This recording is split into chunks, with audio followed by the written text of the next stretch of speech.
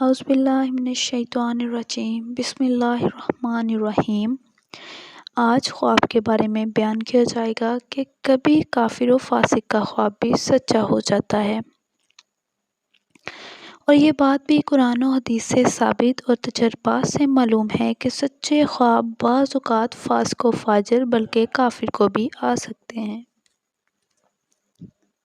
سورہ یوسف میں حضرت یوسف علیہ السلام کے جیل کے دو ساتھیوں کا خواب اور ان کا سچا ہونا، اس طرح بادشاہ مصر کا خواب اور اس کا سچا ہونا قرآن میں مذکور ہے، حالانکہ یہ تینوں مسلمان نہ تھے۔ حدیث میں کسرا کا خواب مذکور ہے جو اس نے رسول کریم صلی اللہ علیہ وآلہ وسلم کی بعثت کے متعلق دیکھا۔ وہ خواب صحیح ہوا، حالانکہ کسرا مسلمان نہ تھا۔ رسول کریم صلی اللہ علیہ وآلہ وسلم کی پھوپھی عاتکہ نے بحالت کفر آپ صلی اللہ علیہ وآلہ وسلم کے بارے میں سچا خواب دیکھا تھا۔ نیز کافر بادشاہ بخت نصر کے جس خواب کی تعبیر حضرت دانیال علیہ السلام نے دی تھی وہ بھی سچا خواب تھا۔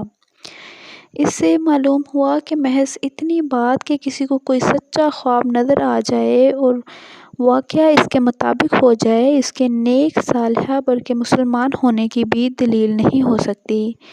ہاں، یہ صحیح ہے کہ عام عادت اللہ یہی ہے کہ سچے اور نیک لوگوں کے خواب عموماً سچے ہوتے ہیں۔ فساق و فجار کے عموماً حدیث نفس یا تسویل شیطان کی قسم باطل سے ہوا کرتے ہیں، مگر کبھی کبھی۔ بہرحال سچے خواب عام امت کے لیے حسب تصریح حدیث ایک بشارت یا تنبیہ سے زائد کوئی مقام نہیں رکھتے، نہ خود اس کے لیے کسی معاملے میں حجت ہے، نہ دوسروں کے لیے۔ بعض ناواقف لوگ ایسے خواب دیکھ کر طرح طرح کے وسوسے میں مبتلا ہو جاتے ہیں۔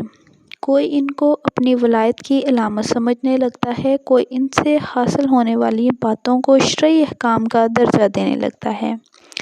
یہ سب چیزیں بے بنیاد ہیں، خصوصاً جب کہ یہ بھی معلوم ہو چکا ہے کہ سچے خوابوں میں بھی بکثرت نفسانی یا شیطانی یا دونوں قسم کے تصورات کی آمیزش کا احتمال ہے۔